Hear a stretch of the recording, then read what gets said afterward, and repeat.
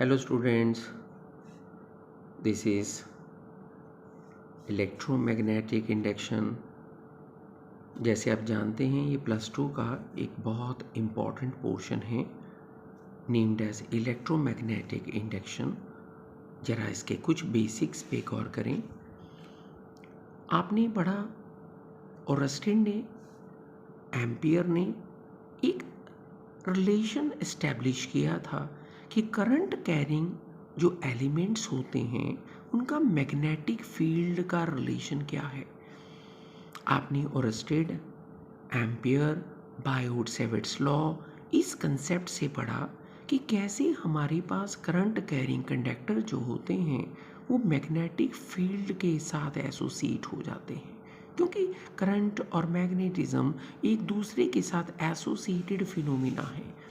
But इस बार थोड़ा different concept. आपके पास ये फैराडे हैं, इंग्लैंड के हैं, हेनरी हैं, जोसेफ हेनरी यूएसए के हैं। इन्होंने इस कंसेप्ट का एक इन्वर्स रिलेशन बताया कि अगर करंट से मैग्नेटिक फील्ड एसोसिएटेड है तो क्यों ना मैग्नेटिक फील्ड के साथ करंट को एसोसिएट करें। और एक नई कहानी शुरू हुई इलेक्ट्रोमैग्नेटिक इंडक्शन, जहां हम इलेक्ट्रिसिटी की मैग्नेटिक इंडक्शन करेंगे। तो इलेक्ट्रो की मैग्नेटिक इंडक्शन का मतलब है हमारे पास कि हमारे पास इस बार हमने मैग्नेटिज्म की चेंजेस को लाकर हमने इलेक्ट्रिसिटी को जनरेट करना है। तो इलेक्ट्रोमैग्नेटिक इंडक्शन बेसिकली एक ऐसा फिनोमिना होता है जहां पर हम चेंजिंग मैग्नेटिक फील्ड के साथ करंट को और उसकी ईएमएफ को एसोसिएट करते हैं।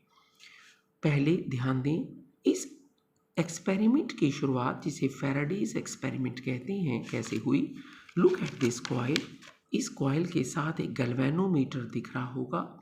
अगर आप इस कॉइल के सामने एक मैग्नेट को रख के पुश करते हैं, इस तरफ मोशन करते हैं, तो आप क्या एक चीज़ ऑब्जर्व करेंगे। आपके पास इस क्वेश्चन में आपकी कॉइल में एक इंड्यूस करंट पैदा हो जाएगा।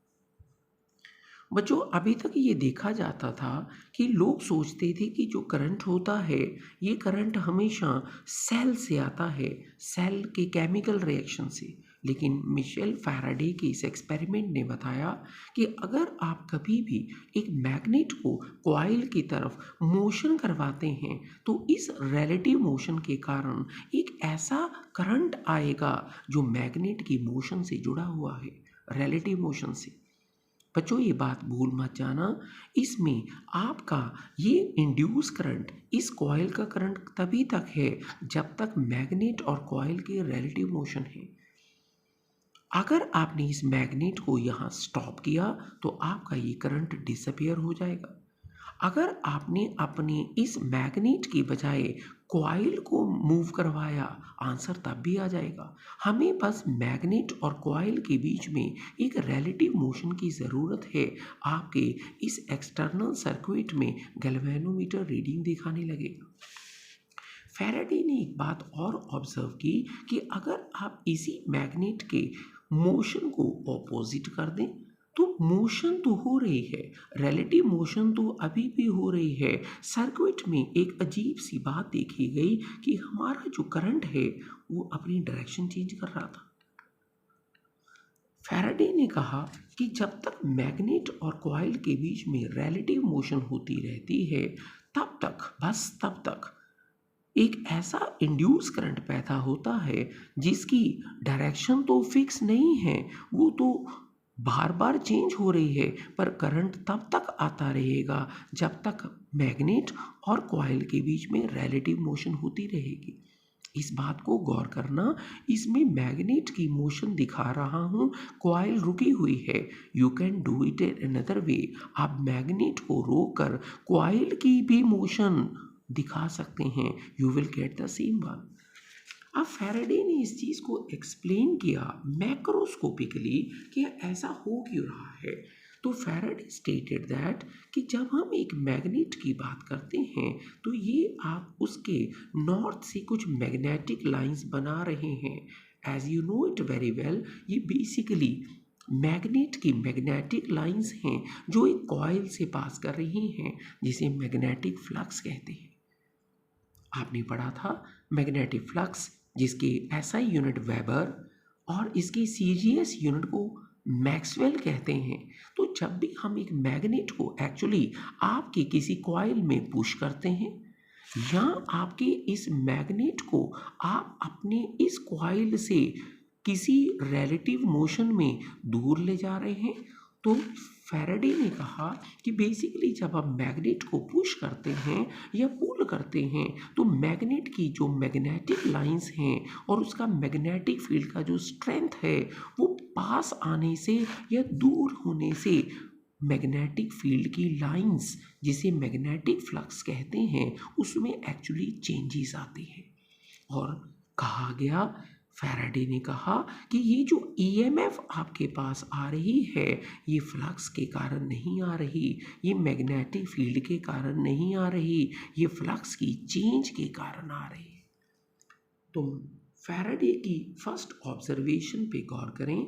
फैराडे की फर्स्ट ऑब्जर्वेशन के अकॉर्डिंगली मैग्नेट या कॉइल या मैग्नेट, अगर आप इसमें से कभी भी रिलेटिव मोशन करें, मैग्नेट को पुश करें, तो वो जो नंबर ऑफ लाइंस कॉइल में से गुजरती हैं उनमें से कुछ लाइन आप देख सकते हैं अभी बाहर हैं। अगर आप और आगे पुश करेंगे तो यही लाइन जो कॉइल में से गुजरेगी वो बढ़ जाएंगी। आप एक मैग्नेटिक लाइंस की बात अगर इस फिगर में करें तो जैसे ही आप मैग्नेट को दूर लेके जाते हैं वो लाइंस जो कॉइल में से पास करेंगी वो कम होनी शुरू हो जाती हैं। तो एक कंसेप्ट दिया गया फैराडे की तरफ से कि हमारे पास जब भी हम कॉइल की फ्लक्स के साथ छेड़छाड़ करेंगे टाइम के साथ, अगर आप कॉइल की फ्लक्स के साथ छेड़छाड़ के दौरान मैग्नेटिक फ्लक्स बढ़ाएंगे या कम करेंगे तो कॉइल में इंड्यूस्ड ईएमएफ आती है, जिसे फैराडे की फर्स्ट ऑब्जर्वेशन कहा गया। अब फैराडे की सेकंड ऑब्जर्वेशन को भी देखें। फ्लक्स चेंज करने के लिए फैराडे स्टेटेड दैट कि अगर हम एक लॉन्ग एसोसिएटेड कॉइल्स को, जिसमें एक कॉइल के साथ आपका सोर्स अटैच है और एक के साथ गैल्वेनोमीटर या छोटा सा एलईडी अटैच है, अगर आप कभी भी इस कॉइल में जिसमें सेल लगा है, जिसे आप आज से प्राइमरी कॉइल कहेंगे, जिसमें आपका एलईडी अटैच है, जिसे मैं सेकेंडरी कॉइल कहूँगा, अगर आप इस कॉइल के स्विच को ऑन करें और स्विच को ऑन करके ध्यान देना रियोस्टैट या रेजिस्टेंस की वेरिएशन करें तो आप क्या देखेंगे, आपके इस सर्किट में जो करंट हमारे पास चल रहा होगा, जो भी करंट हमारे पास चल रहा होगा, अगर आप उस करंट को यहाँ वेरी करवाएंगे तो आप क्या देखेंगे, यहाँ पर हमारे पास दूसरी कॉइल का गैल्वेनोमीटर या एलईडी लिट हो जाएगा। फैराडे कहता है जब आप यहाँ पर एक करंट पास करते हैं तो गौर करें इस करंट के कारण यहाँ भी मैग्नेटिक फील्ड एसोसिएट हो गया है इस सोलेनॉइड का। लेकिन अगर आप किसी भी तरीके से गौर करें रियोस्टैट को चेंज करके या इंस्टेंटेनियस पोजीशन स्विच की ऑन करके अगर आप इस प्राइमरी करंट में चेंजेस लाते हैं तो आपको पता है वो मैग्नेटिक फील्ड जो पहली कॉइल का है, सोलेनॉइड का है, तो करंट की चेंजेस से आपके पास प्राइमरी कॉइल का मैग्नेटिक फील्ड बदलेगा। As you know it very well, अगर मैग्नेटिक फील्ड में चेंजेस आएंगी तो आपके पास प्राइमरी कॉइल अपने मैग्नेटिक फील्ड की वेरिएशन से फ्लक्स बदलेगा। और जैसे कि आपने ऑब्जर्वेशन में पढ़ा फ्लक्स की वेरिएशन हुई प्राइमरी की, लेकिन बच्चों वो सेकेंडरी में भी तो एसोसिएटेड है, उस मैग्नेटिक फील्ड का असर तो सेकेंडरी को भी हो रहा है। तो इस मैग्नेटिक फील्ड की चेंजेस से आपकी सेकेंडरी कॉइल में ईएमएफ आएगी। तो ध्यान दें अभी भी अगर आप अपनी प्राइमरी कॉइल के करंट को कांस्टेंट कर लें तो आप इस तरफ के गैल्वेनोमीटर या एलईडी की लिट को देख नहीं पाएंगे। इसकी लीड तब तक है, इसकी लाइट या इसका रीडिंग तब तक है जब तक इस तरफ आप करंट चेंजेस करेंगे, जिसके कारण इसका मैग्नेटिक फील्ड चेंज होगा। इसका मैग्नेटिक फील्ड जो सेकेंडरी के साथ भी एसोसिएटेड है, जैसे ही वो चेंज होगा सेकेंडरी कॉइल के अंदर फ्लक्स बदलेगी, जिसके कारण सेकेंडरी में भी ईएमएफ आएगी। और हमारे पास ये फैराडे का वो सेकंड एक्सपेरिमेंट था जो बार बार एसोसिएट कर रहा था एक वेरिएबल फ्लक्स का ऐसा कंसेप्ट, जिसमें अगर हम कभी भी किसी कॉइल की फ्लक्स बदलें तो आप ईएमएफ को नोट कर पाएंगे। इसमें बच्चों एक बात का ध्यान ज़रूर रखना, अगर आपके पास वो प्राइमरी कॉइल है, आप यहाँ से रियोस्टैट लगाकर या स्विच ऑन करके इसका करंट चेंज कर रहे हैं, मैग्नेटिक फील्ड यहाँ चेंज कर रहे हैं, तो ज़रा इस बार ध्यान दें, आपने जो सेकेंडरी कॉइल बनाई है उसे देखें, वो एक स्ट्रेट वायर की तरह है। अब होता क्या है, जब आप प्राइमरी कॉइल का करंट किसी तरीके से चेंज कर भी लेंगे, उसका मैग्नेटिक फील्ड आप किसी तरीके से करंट की चेंजेस के कारण कर भी लेंगे, तो ये मैग्नेटिक फील्ड जब दूसरी कॉइल के साथ एसोसिएट होगा तो एक प्रॉब्लम है इस फिगर में। आपकी सेकंड फिगर में वायर है, थिन वायर, जिसका क्रॉस सेक्शनल एरिया लूप की फॉर्म में नहीं है।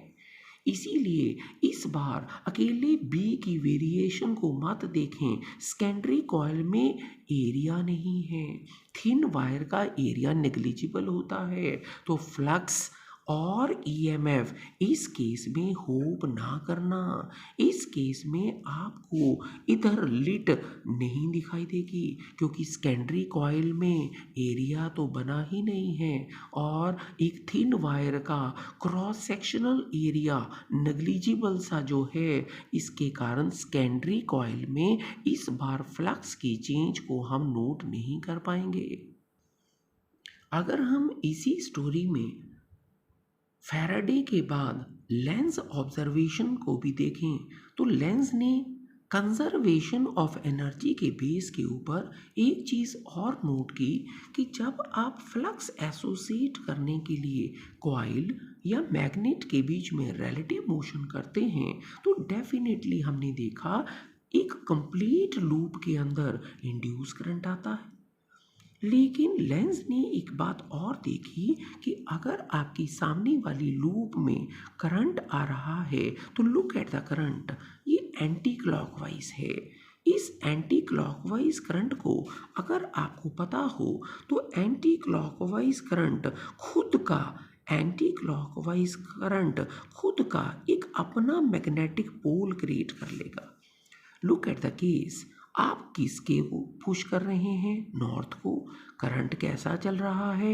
Anti clockwise.